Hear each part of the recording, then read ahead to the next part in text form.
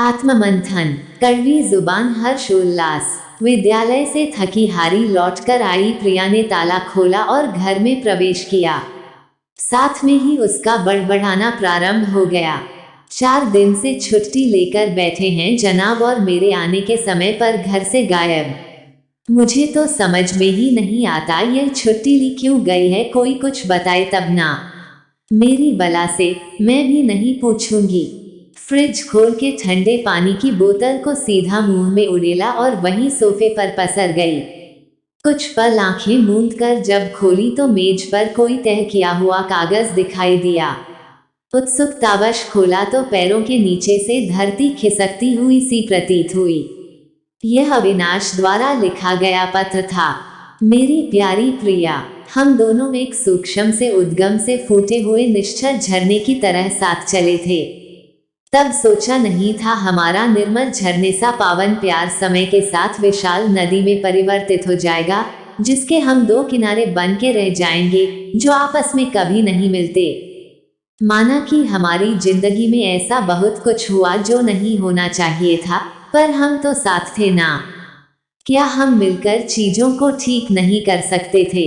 मैं कोई आक्षेप नहीं लगा रहा कि तुम ही गलत थी, पर जब भी मैंने तुम्हें कुछ समझाने का या कोई बात सुझाने का प्रयत्न किया तुमने हमेशा झिड़क दिया। तुम्हारा बार बार दिया गया यह ताना, इतनी परेशानी है मुझसे तो बाकी सब की तरह तुम भी छोड़ क्यों नहीं देते, मुझे भीतर तक कचोट जाता था। मैंने अपना तबादला मुंबई करा लिया है। हमेशा के लिए नहीं जा रहा, शायद यह दूरी हमें फिर से पास लाने में सहायक हो सके। बच्चों की फिक्र मत करना, उनके हॉस्टल का सारा खर्च भेजता रहूंगा और मिलने भी जाता रहूंगा। तुम्हारा अविनाश। कुछ पल तक तो ऊपर की सांस ऊपर और नीचे की नीचे ही रह गई प्रिया की। बदहवास सी चिल्लाई वो, यह ऐसे कैसे कर सकता है? यह आदमी मेरे साथ ऐसे कैसे कर सकता है? अंदर कहीं गहराई से आवाज आती सुनाई दी, सबने ऐसा ही तो किया है।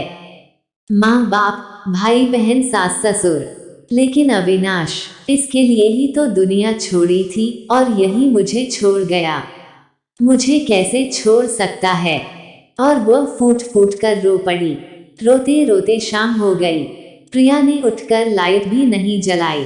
कामवाली बाई दरवाजा खटखटाकर वापस चली गई। प्रिया नहीं उठी। रात के 9 बज गए थे पर भूख प्यास का कोई एहसास ही नहीं था प्रिया को। अब तो अश्रु भी सूख गए थे। सिर दर्द से फटा जा रहा था। अचानक द्वार पर आहट हुई। प्रिया एकदम से उठी। अविनाश होगा तो कुछ खींच कर सिर पर ही दे मारेगी वह उसके। पर द्वार पर उसकी सखी नीरजा थी, जो बगल वाले घर में ही रहती थी। प्रिया के घर की एक चाबी उसके पास रहती थी। क्या हुआ? प्रिया को इस हाल में देखकर घबरा गई नीरजा। मैंने कई बार कॉल किया, तुमने उठाया नहीं, इसलिए तुम्हें देखने आई हूँ। कामवाली भी बता रही थी कि दरवाजा नहीं खुला। अश्रुधारा फिर से फूट पड़ी और उसने वह पत्र नीरजा की ओर बढ़ा दिया। एक ही सांस में पड़ गई नीरजा। कुछ बोलते नहीं बना तो पानी पिलाया प्रिया को और चाय और मैगी बना लाई। आग्रह करके उसे खिलाया, फिर उसके दोनों हाथ थाम के बैठ गई। मैं तेरी सारी कहानी अच्छी तरह जानती हूँ प्रिया, तूने मुझसे कभी कुछ छुपाया भी नहीं है, पर आज आवश्यकता है आत्ममंथन करने की। एक पल को रुकी नीरजा। प्रिया ने प्रश्नवाचक दृष्टि उस पर डाली तो वह फिर बोली, जब तू अविनाश से मिली थी तो ऐसी ही थी। मेरा मतलब इतनी कड़वी जुबान। कई बार तो तेरा लहजा मेरे सामने भी खराब होता है, तो अकेले में तो क्या ही करती होगी। नीरजा ने कड़वी बात हंसकर कही। प्रिया कुछ सोच में पड़ गई, फिर अपना बचाव करते हुए बोली, अगर ऐसी होती तो क्या अविनाश विवाह करता मुझसे? यह तो वक्त के थपेड़ों ने ऐसा बना दिया मुझे। मेरे तो अपने माँ बाप ने मेरा साथ नहीं दिया तो सास ससुर की बात तो क्या ही करूं। सब मेरे भाग्य का दोष है। और अविनाश, उसने तो साथ दिया हमेशा, फिर उसके साथ यह व्यवहार क्यों? नीरजा ने फिर पूछा। क्या खाक साथ दिया? देखो चला गया न मुझे छोड़कर अकेला। वह फिर फट पड़ी। दो प्यारे बच्चे और एक इतना प्यार करने वाले पति के होते हुए अगर आज तुम अकेली हो तो इसके जिम्मेदार सिर्फ तुम हो प्रिया। हर किसी को भगवान सब कुछ नहीं देता, पर हम सिर्फ उसके लिए रोते हैं जो हमारे पास नहीं है। जो हमें मिला है उसकी तो हमें परवाह ही नहीं। प्रशंसा की पात्र तो तब होती जब रूठे हुए को भी मना लेती। अगर यह ना भी हो पाता तो ना सही, पर तुमने तो उन्हें भी गंवा दिया जो तुम्हारे सही मायनों में अपने थे। इतने बड़े शहर में रहते हुए भी अगर बच्चों को पढ़ाई के लिए हॉस्टल भेज दिया, वह भी तब जब उनकी माँ खुद एक शिक्षिका है। बड़े होकर जब यह बच्चे तुम्हारी परवाह नहीं करेंगे तो भी तुम उनका ही दोष निकालोगी, क्योंकि तुम्हारी नज़र में तुम्हारा तो दोष कभी होता ही नहीं। इतना कहकर नीरजा उठ खड़ी हुई। रात बहुत हो गई है, चलती हूँ, पर अब आत्ममंथन का समय आ गया है प्रिया। 1-2 दिन का अवकाश ले लो और नए सिरे से रिश्तों में मिठास ढूंढो। सांत्वना भरे हाथ से उसने प्रिया का सिर सहलाया और दरवाजा बंद करती हुई निकल गई। दोपहर से सोफे पर पड़ी प्रिया उठकर कमरे में आई, कपड़े बदले और निढाल सी बिस्तर पर लेट गई। नींद आंखों से कोसों दूर थी। मन अतीत में हिचकोले लेने लगा।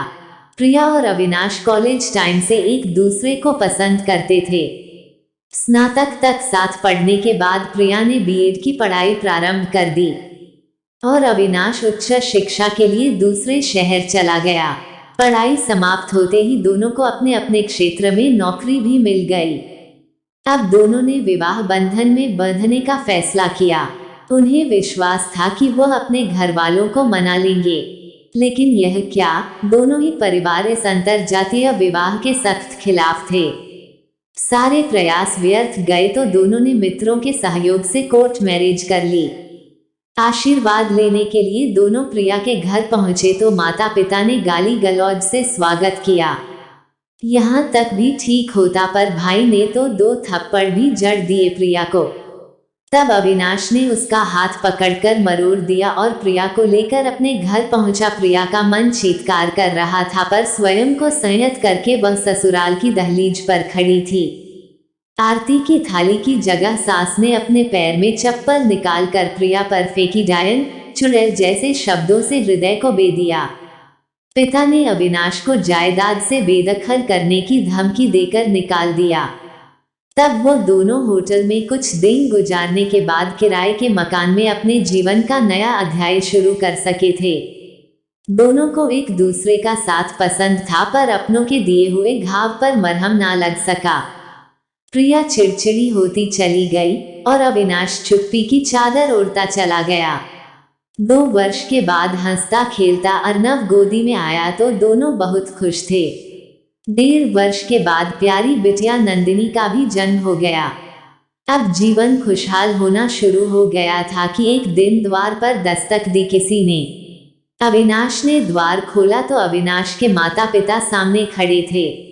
माँ ने बाहें फैला के बेटे को समेट लिया तो अविनाश और माँ दोनों ही रो पड़े। पिता भी आंखों में आंसू लिए खड़े थे। अंदर आने को नहीं कहेगा, मैं अपने पोते पोती से मिलने आई हूँ, माँ ने कहा तो उसने रास्ता छोड़कर उन्हें आदर से बुलाकर बैठाया। बाहर आती आवाजों को सुनकर प्रिया बाहर निकली तो आग बबूला हो गई। आप लोगों की हिम्मत कैसे हुई मेरे घर में कदम रखने की?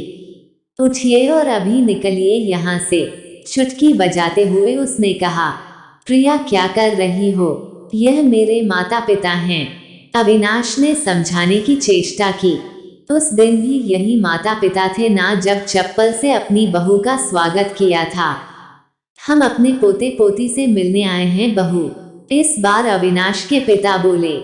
कौन बहू, कौन से पोता पोती? जब आपका बेटा बहू आपके नहीं तो पोता पोती कहाँ से हो गए? आप लोग सारे अधिकार खो चुके हैं, आप जाइए यहाँ से। देख रहा है तू अविनाश, इसी के लिए तूने हमें छोड़ा था। इससे मिलने का तो हमें कोई शौक भी नहीं था, हम तो तेरे और तेरे बच्चों के लिए आए थे। इस बार माँ ने जहर उगला। अब तो प्रिया आपे से बाहर हो गई और सास का हाथ पकड़ के बाहर छोड़ने चल पड़ी। माँ के इस कथन के बाद अविनाश प्रिया को समझाने की स्थिति में ही नहीं रहा। इस घटना के बाद भी उन लोगों ने बच्चों से मिलने का कई बार प्रयत्न किया, तो तंग आकर प्रिया ने उन्हें हॉस्टल भेज दिया। अविनाश ने बहुत विरोध किया पर उसकी एक न चली। प्रिया के माता पिता ने उससे मिलने का कभी प्रयास नहीं किया था, पर उड़ती उड़ती खबरें मिलती रहती थीं कि भाई अपनी शादी के बाद अलग हो गया और माता पिता बुढ़ापे में एकाकी जीवन बिता रहे हैं। इन दिनों बच्चों के प्रति अपराध बहुत सुनने में आ रहे थे, तो अविनाश बच्चों को वापस घर लाने की जिद करता, पर प्रिया का पत्थर होता जा रहा दिल बच्चों की सुरक्षा से ज्यादा इस अहंकार में था कि मेरे बच्चे मेरा अपमान करने वालों से नहीं मिल सकते। इस लड़ाई में ही अविनाश इस तरह घर से चला गया था। सोचते सोचते प्रिया की आंख लग गई। सवेरे जब उठी तो वो एक निर्णय ले चुकी थी।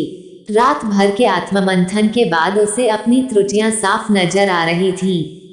उठकर नहा धोकर गाड़ी निकाली और सीधा ससुराल पहुंच गई। सास ससुर उसे देखकर हैरान थे। वह बोली, मैं साफ साफ बात करने आई हूँ। मेरे और आप लोगों के अहम का जो टकराव है, उससे हमारे सारे परिवार पर कष्ट के बादल हैं। आप अपने बेटे और पोते पोती से दूर हैं, तो मैं भी अपने बच्चों से दूर हूँ, और अब तो मेरा पति भी रूठ कर चला गया है। कड़वा बोलने वाली उसकी सास की आंखों से झरझर आंसू झड़ रहे थे, क्योंकि कड़वे बोलों की कीमत उसने भी खूब चुकाई थी। पल भर में ही सबके दिलों का गुबार आंसुओं में बह गया। अब बारी थी प्रिया के माता पिता की। प्रिया वहां पहुंची तो बिना किसी गिले शिकवे के सबके मन के मैल आंसुओं में धुल गए। इसके बाद बच्चों की बारी थी। देहरादून पहुंचकर बच्चों को भी वहां से ले आई प्रिया। इस घटनाक्रम में 4 दिन बीत चुके थे। इस दौरान एक बार भी अविनाश को फोन नहीं किया था प्रिया ने। वो मन ही मन बेचैन हो रहा था, पर स्वयं पहल नहीं कर पा रहा था। अचानक प्रिया का फोन पहुंचा तो अविनाश ने लपक कर मोबाइल उठाया। उधर से प्रिया की ठहरी हुई आवाज आई, बहुत दुख दिया है ना मैंने तुम्हें, कभी तुम्हारे नजरिए से सोचा ही नहीं। क्या तुम मुझे माफ कर सकते हो? बस एक मौका दो, मैं सब ठीक कर दूंगी। अपने कानों पर विश्वास ही नहीं हो रहा था अविनाश को। अगले ही दिन फ्लाइट पकड़ी और पहुंच गया। एयरपोर्ट पर लेने आई थी प्रिया। वह मंद मंद मुस्कुरा रही थी। जब पहुंचकर डोरबेल बजाई प्रिया ने तो अविनाश बोला, कौन खोलेगा? चाबी क्यों नहीं लगाती? इतने में दरवाजा खुला। अविनाश की माँ आरती की थाली लिए खड़ी थी। उसके पीछे अविनाश के पापा, फिर प्रिया के माँ बाप भी थे। सबसे आगे खिलखिलाते हुए बच्चे थे। अविनाश का मुंह खुला का खुला रह गया। माँ बोली, वहीं बाहर रुको तुम दोनों, आज तो तुम दोनों की आरती उतारूं। सालों से एक बोझ था मेरे मन पर। सबके चेहरे पर हर्ष उल्लास था, और आज अविनाश को अपनी पहले वाली प्रिया मिल गई थी, जिससे उसने टूटकर प्यार किया था। दीपक सक्सेना।